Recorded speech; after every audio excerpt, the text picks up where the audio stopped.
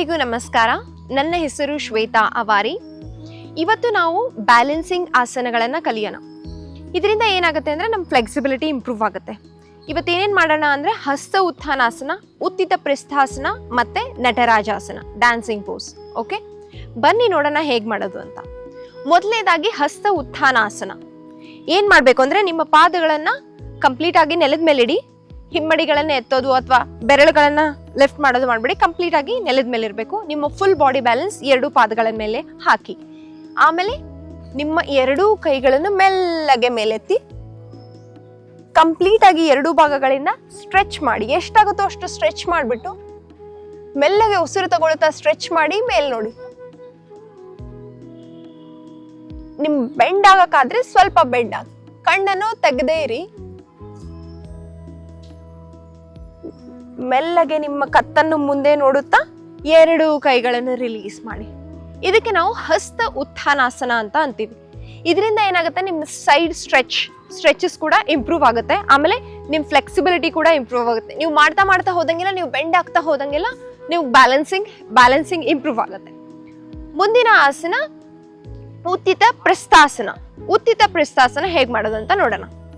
ಮೊದಲು ನಿಮ್ಮ ಪಾದಗಳಲ್ಲಿ 2 feet distance ಅಥವಾ 1 ಫೀಟ್ ಡಿಸ್ಟೆನ್ಸ್ ಓಕೆ, ನಿಮಗೆ ಎಷ್ಟು ಬ್ಯಾಲೆನ್ಸ್ ಮಾಡಕ್ಕೆ ಎಷ್ಟು ಬೇಕೋ ಅಷ್ಟು ಡಿಸ್ಟೆನ್ಸು. ಆಮೇಲೆ ಮೆಲ್ಲಗೆ ನಿಮ್ಮ 2 ಮೊಣಕಾಲುಗಳನ್ನು ಬೆಂಡ್ ಮಾಡ್ತಾ ಕೆಳಗಡೆ ಹೋಗಿ. ನಿಮ್ಮ ಸ್ಪೈನ್ ಸ್ಟ್ರೇಟ್ ಆಗಿರಬೇಕು. ಈ ಥರ ಮೂವ್ ಆಗಬೇಡಿ, ಸ್ಪೈನ್ ಸ್ಟ್ರೇಟ್ ಆಗಿರಲಿ. ಬರೀ ನಿಮ್ಮ ಹಿಪ್ಸ್ ಅಷ್ಟೇ ಮೂವ್ ಮಾಡಿ. ಹಿಪ್ಪಿಂದ ಮೂವ್ಮೆಂಟ್ ಮಾಡಬೇಕು. ಎರಡೂ ಕೈಗಳನ್ನು ಜೋಡಿಸಿ ನಿಮಗೆ ಬ್ಯಾಲೆನ್ಸ್ ಮಾಡಕ್ಕೆ ಹೆಲ್ಪ್ ಆಗುತ್ತೆ. ನಿಮ್ಗೆ ಈ ಥರ ಆಗಲಿಲ್ಲ ಅಂದರೆ ನೀವು ಮೊಣಕಾಲ ಮೇಲೆ ಕೈ ಇಟ್ಕೋಬಹುದು ಬ್ಯಾಲೆನ್ಸ್ ಮಾಡಕ್ಕೆ. ಇಲ್ಲ ಅಂದ್ರೆ ಕಂಫರ್ಟಬಲ್ ಆಗಿರಿ. ಇದಕ್ಕೆ ನಾವು ಉತ್ಥಿತ ಪ್ರಸ್ಥಾಸನ ಅಂತ ಅಂತೇವೆ. ಮೊಣಕಾಲನ್ನ ರಿಲೀಸ್ ಮಾಡ್ತಾ ಮೇಲೆ ಬನ್ನಿ. ಎರಡು ಕೈಗಳನ್ನ ರಿಲೀಸ್ ಮಾಡಿ ಪಾದಗಳನ್ನ ಜೋಡಿಸಿ. ಈ ಆಸನ ಮಾಡೋದ್ರಿಂದ ಮೊದಲನೇದಾಗಿ ನಿಮ್ಮ ಕ್ವಾಡ್ರಸೆಪ್ಸ್, ಸೊ ಈ ಕ್ವಾಡ್ರಸೆಪ್ಸ್ ಸ್ಟ್ರೆಂಥನ್ ಆಗುತ್ತೆ. ಆಮೇಲೆ ನಿಮ್ಮ ಹಿಪ್ಸ್ ಅಲ್ಲಿ ಇರೋ ಫ್ಯಾಟ್ ಕೂಡ ರಿಲೀಸ್ ಆಗುತ್ತೆ. ನಿಮ್ಮ ಬ್ಲಡ್ ಸರ್ಕ್ಯುಲೇಷನ್ ಕೂಡ ಇಂಪ್ರೂವ್ ಆಗುತ್ತೆ. ಮುಂದಿನ ಆಸನ ನಟರಾಜಾಸನ. ಸೊ ನಟರಾಜಾಸನ ಹೇಗೆ ಮಾಡೋದು ಅಂತ ನೋಡೋಣ. ಸೊ ನಟರಾಜಾಸನ ಅಂದ್ರೆ ಕಂಪ್ಲೀಟ್ ಆಗಿ ಬ್ಯಾಲೆನ್ಸಿಂಗ್ ಆಸನ.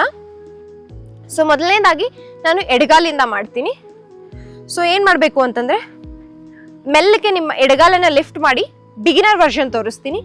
ಇಷ್ಟು ಹೋಲ್ಡ್ ಮಾಡಕ್ ಟ್ರೈ ಮಾಡಿ, ಬ್ಯಾಲೆನ್ಸ್ ಮಾಡಿ. ಇಷ್ಟೇ. ನಿಮ್ಗೆ ಒಂದ್ಸತಿ ಇಷ್ಟು ಕಂಫರ್ಟಬಲ್ ಆದ್ಮೇಲೆ ಸ್ಲೋ ಆಗಿ ನಿಮ್ಮ ಎಡಗಾಲನ್ನ ಲಿಫ್ಟ್ ಮಾಡಿ. ಎಷ್ಟಾಗುತ್ತೋ ಅಷ್ಟು ಎತ್ತಿ ಬ್ಯಾಲೆನ್ಸ್.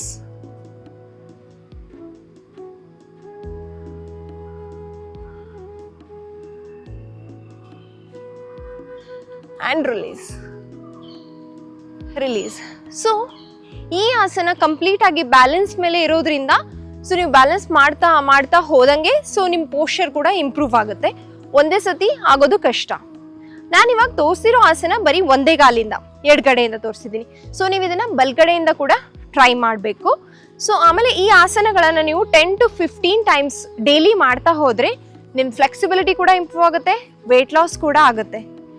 ಸೊ ಈ ಆಸನಗಳನ್ನು ಯಾರು ಮಾಡಬಾರ್ದು ಅಂತಂದ್ರೆ ಯಾರಿಗೆ ಮಂಡೆ ನೋವು ಇರುತ್ತೆ ಅಥವಾ ಹಿಪ್ಸಲ್ಲಿ ಇಶ್ಯೂಸ್ ಇರುತ್ತೆ ಅಥವಾ ಬ್ಯಾಕಲ್ಲಿ ಪೇನ್ ಇರುತ್ತೆ, ಆಪರೇಷನ್ ಆಗಿರುತ್ತೆ. ಸೊ ಅವ್ರು ಈ ಆಸನಗಳನ್ನು ಮಾಡಬಾರ್ದು.